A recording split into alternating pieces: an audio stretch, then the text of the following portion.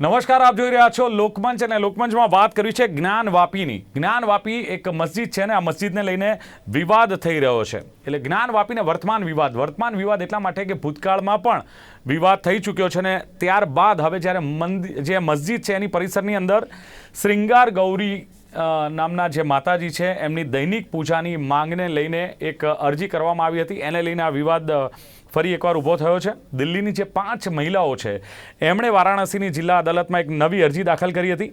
આ પહેલાં પણ મેં કહ્યું તેમ કે એક 1991માં વારાણસી કોર્ટમાં જ આ પરિસરમાં જે મૂર્તિઓ સામેલ છે મૂર્તિઓની પૂજા કરવા માટે એક અરજી કરવામાં આવી હતી.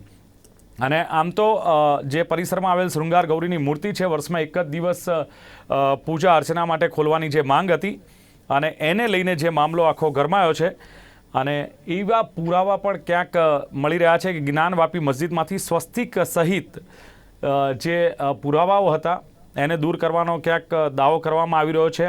શિવલિંગ છે, નંદી છે, ઘંટ છે, આવા દાવા જ્યારે થઈ રહ્યા છે ત્યારે એનો એક સર્વે કરવાની કોર્ટે મંજૂરી આપી હતી. કોર્ટે મંજૂરી આપી એટલે ત્યાંના સ્થાનિકો જે છે એમણે વિરોધ કર્યો અને ત્યાંના સ્થાનિક મુસ્લિમોએ વિરોધ કર્યો. પહેલી વખત સર્વે થયો અને એમાં કામગીરી જે છે આ વિરોધને પગલે ક્યાંક અટકાવી દેવામાં આવી અને ક્યાંક મુસ્લિમ પક્ષે સર્વેની કામગીરીમાં પક્ષપાતનો આક્ષેપ પણ કર્યો છે અને જે સર્વે કમિશનર છે એને બદલવા માટેની એમણે માંગ કરી છે.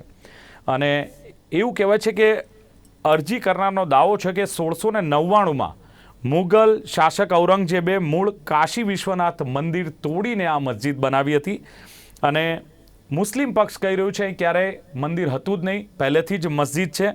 જ્યારે આ ગરમી વચ્ચે મસ્જિદમાં સર્વેની કામગીરી થઈ અને મસ્જિદના બોયરામાંથી 4 રૂમ અને પશ્ચિમની દિવાલો છે એનો એક સર્વે કરવામાં આવ્યો. સર્વેમાંથી શું મળ્યું એ તો ક્યાંક કહેવાય છે કે ખાનગી બાબત એટલા માટે છે કે કોર્ટને લઈને કોર્ટે આ મામલે કશું જ કહેવાની ના પાડી છે. પણ જ્યારે વૈશ્વિક વૈદિક સનાતન સંઘના પ્રમુખ જીતેન્દ્રસિંહને પૂછ્યું કે તમે સર્વે કરવા ગયા હતા તો એમાંથી શું મળ્યું તો એમના શબ્દો હતા કે કલ્પના સે બહોત કુછ જ્યાદા મિલા હૈ. એટલે એ પણ ક્યાંક વાત છે ને આમ જ્ઞાનવાપી જે છે એને લઈને જે વિવાદ વકર્યો છે આ વિવાદની ચર્ચા લોકમંચ કાર્યક્રમમાં કરવી છે.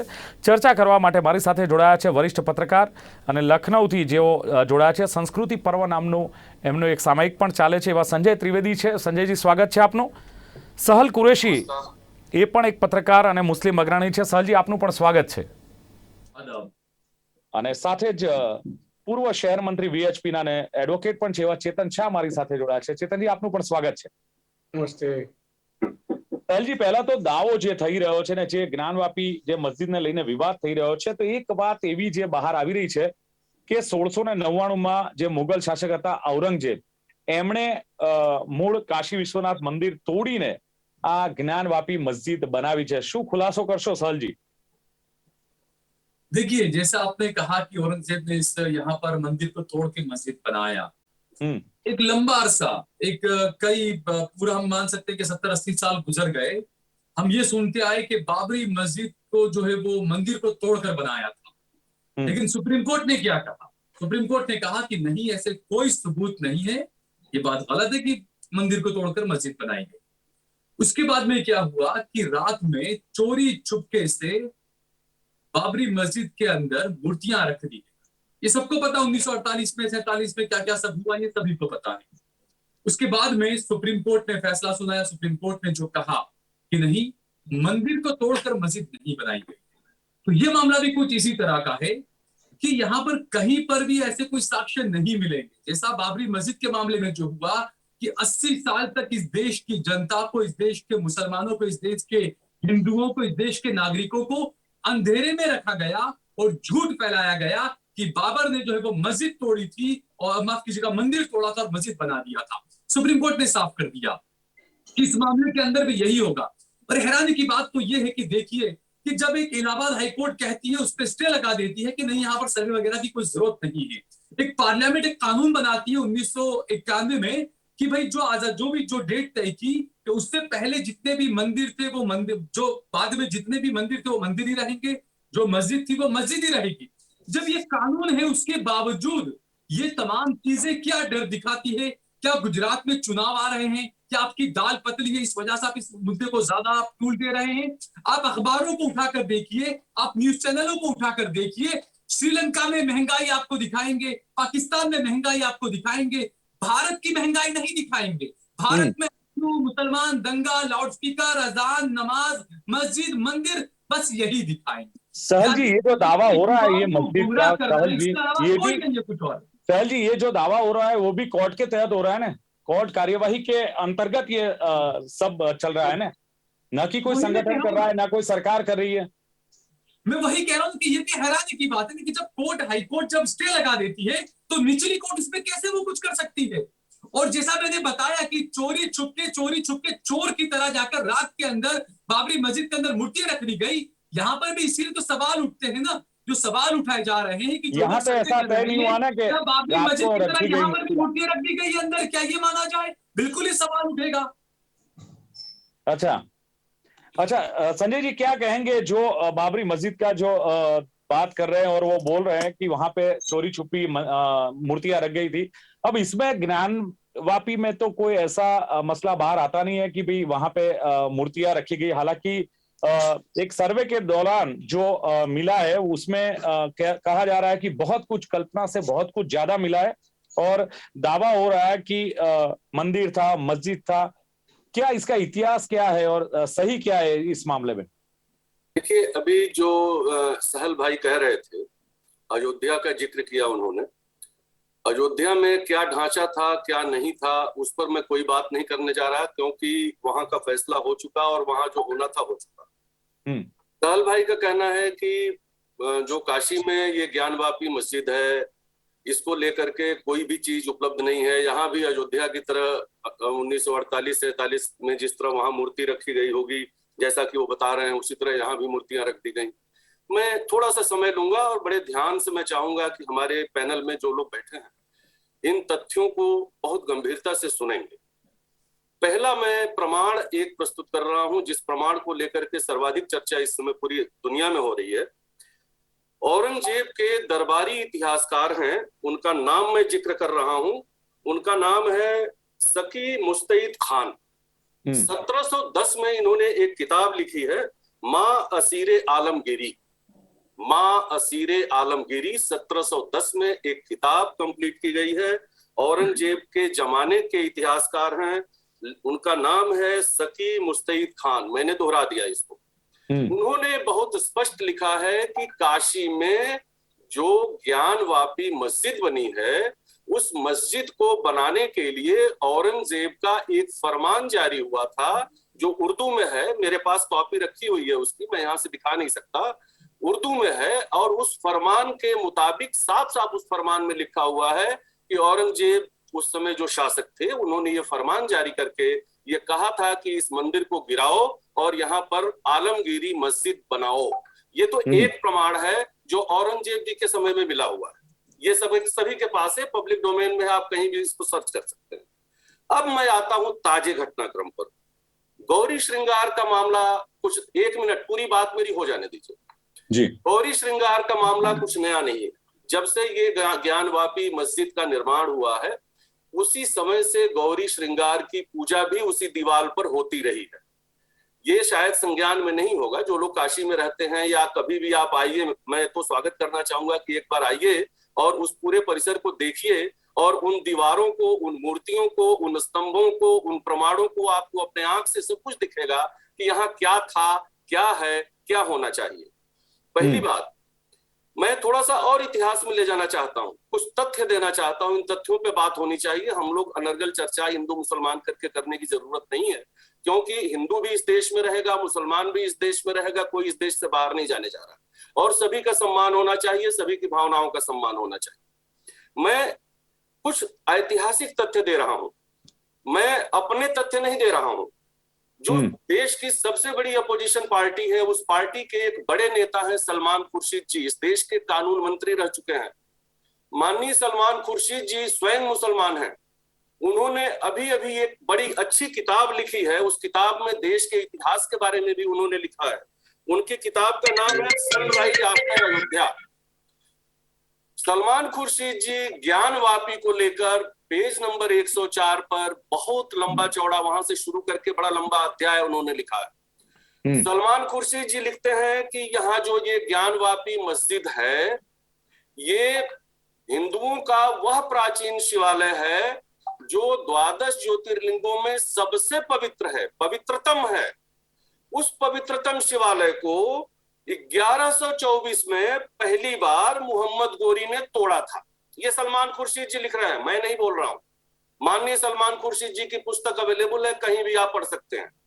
उन्होंने लिखा कि 1124 में मोहम्मद गोरी ने इस शिवालय को तोड़ दिया जो काशी विश्वनाथ कहा जाता था। उसके बाद सलमान खुर्शीद जी लिखते हैं कि 1194 में कुतुबुद्दीन ऐबक ने उस शिवालय को दोबारा तोड़ा क्योंकि बीच में वहां के स्थानीय लोगों ने अपना शिवाला फिर से बना लिया था। उसके बाद सलमान खुर्शीद जी लिखते हैं कि 1194 में टूटने के बाद फिर से वहां के हिंदू जो जनता थी, जो लोकल लोग थे, उन्होंने उस शिवाला को अपना ठीक ठाक किया और उस शिवाला को वो चलाते रहे, वहां पूजा होती रही। लेकिन 1351 में फिरोज शाह तुगलक ने उस शिवाला को तीसरी बार तोड़ा। ये ज्ञात इतिहास सलमान खुर्शीद जी ने प्रस्तुत किया है, मैंने नहीं दिया है, न किसी हिंदू का लिखा हुआ है। ये सलमान खुर्शीद जी लिख रहे हैं, उनकी किताब उपलब्ध है। उसके बाद उन्होंने लिखा है कि 1351 में जब फिरोज शाह तुगलक ने फिर से इस मंदिर को तोड़ दिया, उसके बाद फिर स्थानीय निवासियों ने अपनी पूजा अर्चना बाद में शुरू कर दी। फिर से उन्होंने मंदिर को खड़ा किया। उस मंदिर को खड़ा करने के लगभग 250 साल बाद औरंगजेब का शासन आता है और औरंगजेब ने 1669 में बाकायदा गवर्नमेंट आर्डर जारी किया, जियो। और गवर्नमेंट आर्डर जारी करने के बाद, जिसका जिक्र आलमगीरी में किया गया है उस पुस्तक में, 1669 में इस मंदिर को बाकायदा ध्वस्त किया गया और ध्वस्त करने के बाद वहां आलमगीरी मस्जिद का निर्माण किया गया। मैं ये भी बता दूं, ज्ञानवापी शब्द यदि इस्लाम में, उर्दू में और पूरे के पूरे इस मजहब में कहीं भी उपलब्ध हो दुनिया में, तो कोई प्रमाण लाके दे सकता है कि ये ज्ञानवापी शब्द कहां से आता है। मैं बता दूं थोड़ा सा। अरे हिंदू शब्द कहां से आता है वो भी थोड़ा सा सहल भाई सुनिए। ज्ञानवापी नाम का एक कुआं है वहां, वो कुआं आज भी उपलब्ध है। मंदिर और मस्जिद दोनों के बीच में कुआं उपलब्ध है और उस कुएं के पानी का उपयोग इस समय इसलिए नहीं किया जाता है कि जब औरंगजेब के समय में मंदिर तोड़ा गया और मंदिर तोड़ने के बाद वहां के शिवलिंग को उठा करके उस कुएं में फेंक दिया गया और उसमें गायें काट कर डाल दी गई। यह इतिहास है, लिखित इतिहास है, सप्रमाण इतिहास है। ठीक है, आप हंसिए मत। हम मक्का पर अगर बात करेंगे तो हम और आप बात करेंगे तो मक्का मदीना सब कहते रहिए, हमें फर्क नहीं पड़ता। ये मैं कहानी नहीं कह रहा हूँ। अब मैं आप ही आपकी कहानी सुनिए, आपकी कहानी नहीं कह रहा हूँ, इतिहास से सलमान क्या कहते हैं भाई, आप जो बता रहे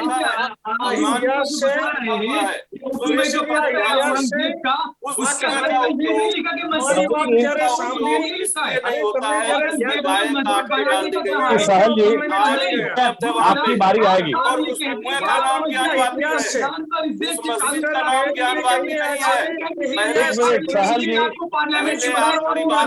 संजय जी एक मिनट, स्वीकारवानु रखो। एक मिनट ऐसे डिबेट नहीं करते सर, प्लीज। संजय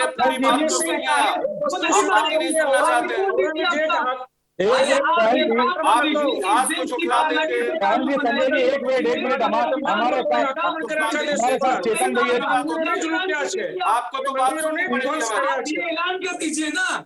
मैं एक डिबेट में बैठा हूँ, मैं प्रमाण प्रस्तुत कर रहा हूँ।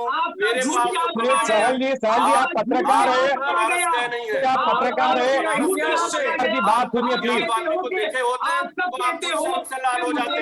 आप जिस देश में रहते हैं, देश के सबसे बड़े आराध्य को हमारे पूछू थे। सहल जी एक मिनट,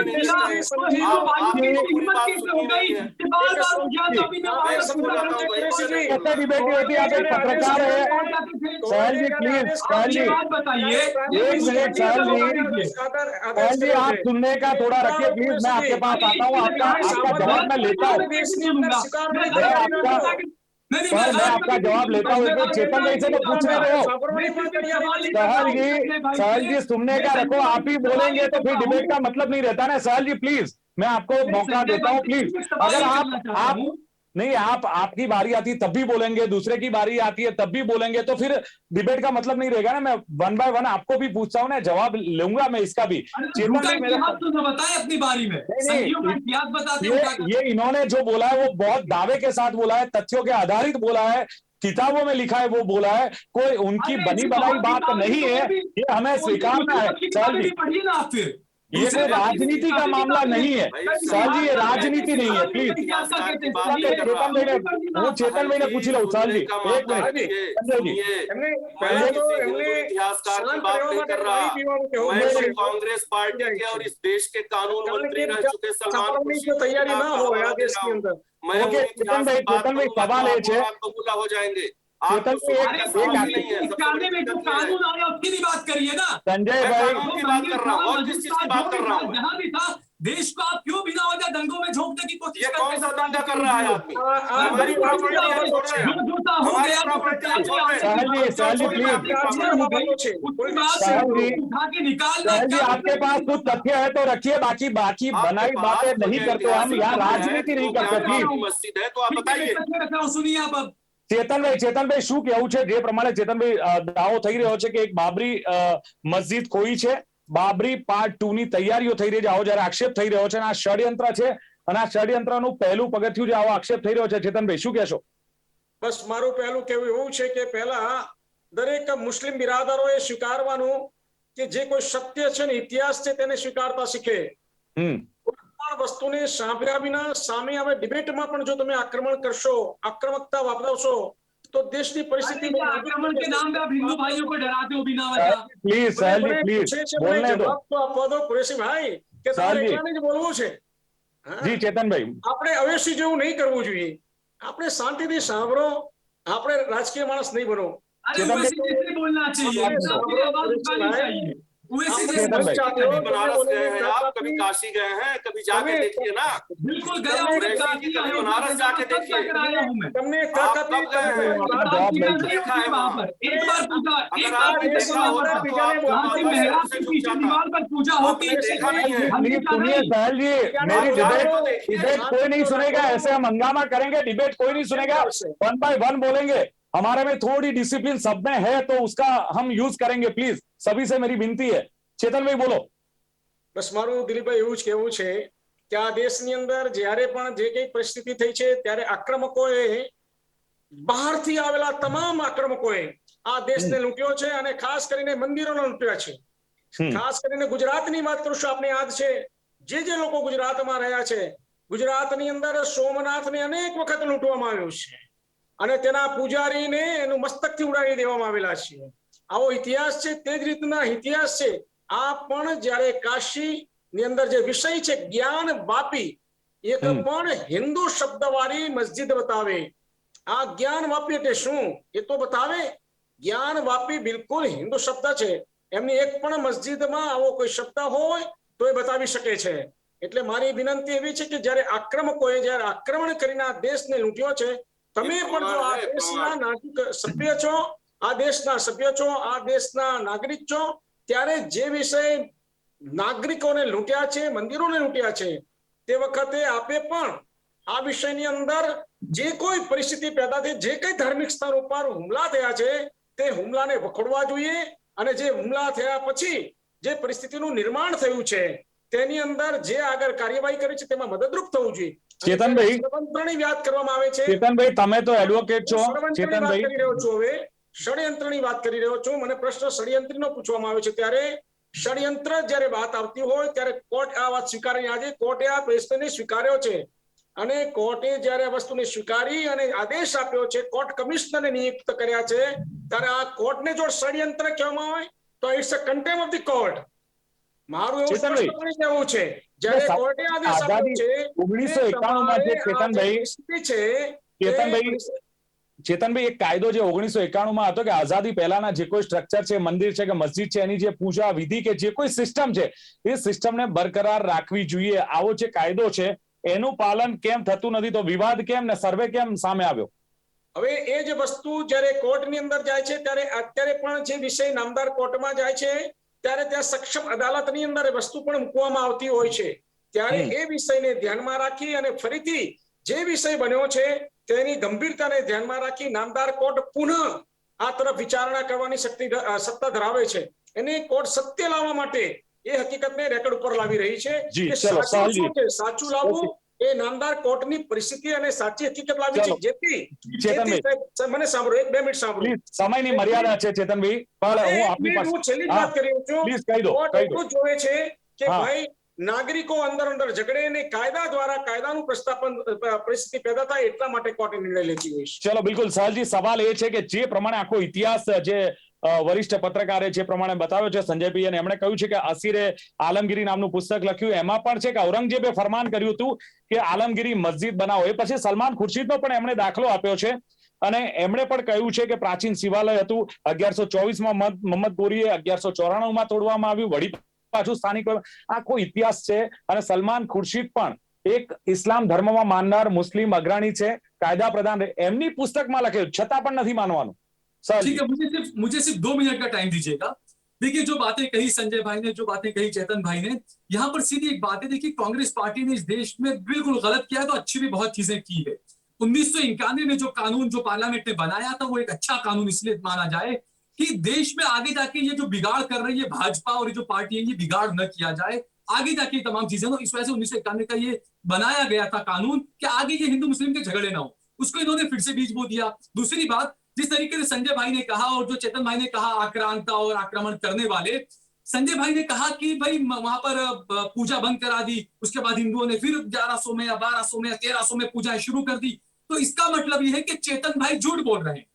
यहाँ पर कभी भी मुसलमानों ने मुगलों ने कत्लेआम नहीं किया अगर कत्लेआम किया होता तो क्या उस दौर में किसी हिंदू की इतनी हिम्मत होती कि वो पूजा करने पहुंच जाता इसे रोकने के बाद भी इसका मतलब वो जो बादशाह थे वो ईमानदार और अच्छे और हकपरस्त बादशाह थे उन्होंने कभी ज्यादती नहीं की दूसरी एक और बात तीसरी बात ध्यान रखिए कि यहाँ पर जो कह रहे हैं आप लोग भाई आपने कहा कि मंदिर गिरा दिया ये गिरा दिया जब मैं ये कहता हूं कि जब 1991 का जब कानून आ गया उसके बावजूद इस पर सवाल क्यों उठता है आपने बात की चेतन भाई गुजरात की इलेक्शन आ रहे हैं इसलिए आप गुजरात की बात करेंगे मैं मान सकता हूँ कोई बात नहीं आप करिए गुजरात की बात इलेक्शन में आपको हिंदू के नाम पर ही वोट मिलता है इसके अलावा कोर्ट के अधीन होता है ना ये सब कोर्ट के अधीन होता है ना की बात जो है देखिए जो सर्वे एसआई के जो सर्वे कराया आपने बाबरी मस्जिद के टाइम पर भी कराया था सुप्रीम कोर्ट ने उस सर्वे को नहीं माना सुप्रीम कोर्ट ने कहा कि नहीं ऐसा कोई सबूत नहीं है अभी भी आप सर्वे करा रहे हैं अभी भी आप नाम बदल बदल कर आप सुप्रीम कोर्ट में हर कोर्टों में अर्जी देते हैं आप रिव्यू में नहीं गए सहिष्णु है कि चलो, सब ओके। कोई नहीं कि सुप्रीम कोर्ट के फैसले पर यकीन करता है नहीं गए कत्लेआम किया गया कत्लेआम किया होता तो इतने हिंदू नहीं बचते कत्लेआम किया होता तो हिंदू जो है वो आप जो बता रहे हैं संजय भाई ऐसा नहीं होता संजय भाई आपका जवाब सहल जी छोड़ दीजिए संजय भाई आपके सवाल का जवाब संजय जी दिलीप भाई આ ખોટી વાતો છે एक मिनट प्लीज संजय भाई हिंदू न बचाओ चेतन भाई प्लीज संजय भाई चेतन भाई सहल भाई आप संजय जी आप क्या इसका उत्तर देंगे सहल जी का हाँ प्लीज देखिए अभी सहल जी प्लीज सुनिएगा सहल भाई शांति से मेरी बात सुन लीजिए आप एक जर्नलिस्ट हैं मैं भी एक जर्नलिस्ट हूँ आप भी भारतीय हैं मैं भी भारतीय हूँ हिंदू मुसलमान किनारे कर दीजिए समय कम है प्लीज संजय जी हाँ मैं बहुत एक अहम बात और बताने जा रहा हूँ ये मुकदमा 1936 से चल रहा है नोट करिए ये मुकदमा 1936 से चल रहा है ये रह के दबता है और उठता है 1936 में पहली केस फाइल हुई थी ज्ञानवापी को लेकर ये शायद आपको नहीं पता होगा मैं बता रहा हूं इसको उसमें भी गवाह मेरी बात सुन लीजिए उसमें भी प्रमाण के तौर पर उसी आलमगीरी जो पुस्तक जो हमने जिक्र किया है औरंगजेब जी के समय के जो इतिहासकार हैं उनकी पुस्तक जो फारसी में थी उस पुस्तक को प्रस्तुत किया गया उस पुस्तक का अनुवाद 1871 में बंगाल एशियाटिक सोसाइटी ने किया हुआ है जिसको प्रमाण के तौर पर लाकर अदालत को दिया गया था लेकिन उस समय देश विभाजन अंग्रेजों से लड़ाई बाकी चीजों में उस मुकदमे को कोर्ट ने सुनना बंद कर दिया वो मुकदमा नहीं चला पैरोकारों ने भी पैरवी बंद कर दी देश विभाजन की स्थिति में चला गया वो पैरोकारी नहीं हो पाई वो मुकदमा जहां का तहां पड़ा हुआ है आपको मैं डेट बता रहा हूँ कि ये 1936 का मामला है। सुन लीजिए आगे संजय जी, आगे भी सुना रहा हूँ, आगे भी मैं बता रहा हूँ। आगे क्या हो सकता है संजय जी? संजय जी, इसके बाद हैदराबाद उस्मानिया विश्वविद्यालय, हैदराबाद आगे क्या हो सकता उस्मानिया है? मुझे विश्वविद्यालय में उस दो पुस्तक सेंटेंस में को संजय जी बाकायदा प्लीज। प्रमाणित किया गया और प्रमाणित करने के बाद वो पुस्तक प्रिंट कराई गई और वो प्रमाणित पुस्तक इस समय दुनिया भर में मौजूद है। संजय जी आखिरी में 2 सेंटेंस में क्या कहेंगे? अब आगे क्या हो सकता है इसमें? क्या 2 देखिए सेंटेंस प्लीज। अयोध्या से ये मामला अलग है। अयोध्या जैसा ये मामला नहीं है। अयोध्या में भूमि विवाद का मामला था। अयोध्या का मामला पूरी तौर पर भूमि किसकी है उसका था। इस मामले में चूंकि सारे प्रमाण वहीं मौजूद हैं, कोई भी चलो बिल्कुल संजय जी ओके शुक्रिया। એટલે સવાલ એ છે કે જે પણ આક્ષેપ પ્રતિ આક્ષેપ થાય છે કે મંદિર હતું, મસ્જિદ હતું, પણ પુરાવાઓના આધારે નક્કી થશે। અને બીજું કે સર્વે થઈ રહ્યું છે, સર્વેમાં શું બહાર આવે છે અને કોર્ટ શું નક્કી કરે છે એના પર તમામનો આધાર રહેશે અને તમામની નજર પણ રહેશે। પણ આ એક રાજકીય મુદ્દો ન બને અને જે કોમી એખલાસ છે એ જળવાઈ રહે એ પણ આપણે ક્યાંક ધ્યાન રાખીએ અને આનો રાજનીતિ કરીને કોઈ રાજકીય ફાયદો ન ઉઠાવે તે પણ જોવું રહ્યું। ચર્ચાનું સમાપન કરીએ છીએ અને ચર્ચામાં ભાગ લેવા બદલ સંજય ત્રિવેદી, સહલ કુરેશી, ચેતન શાહ ત્રણેય ઉપસ્થિત રહ્યા। Thank you very much. Thank you. તો દર્શક મિત્રો, લોકમંચ કાર્યક્રમમાં હતી આજની વાત, આજનો મુદ્દો। ફરી મળીશું નવી વાત, નવા મુદ્દા સાથે, નવી ચર્ચા સાથે। આપ જોતા રહો ગુજરાત ન્યૂઝ। નમસ્કાર।